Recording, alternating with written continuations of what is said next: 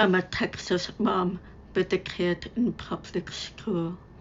Yes, this kid, she keeps me on my toes.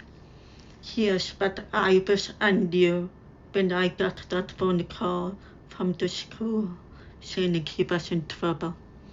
I was at work. I panicked. I'm also deaf. I could barely understand what the vice principal was saying. They called my spouse instead.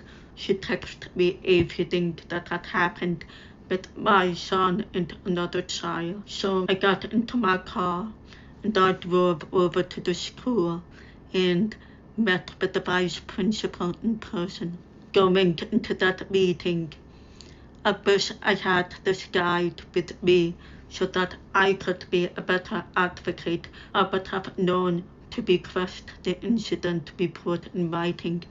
Everything should be documented in writing, not just phone calls. I would have asked for a copy of the conduct code. I would have asked about the timeline and if there would be a disciplinary hearing. So, if you're a parent or a caregiver with a child in a Texas public school, you should get this booklet. You have more power in the situation than you think. And be a Texas Appleseed here to help you advocate for yourself and your child.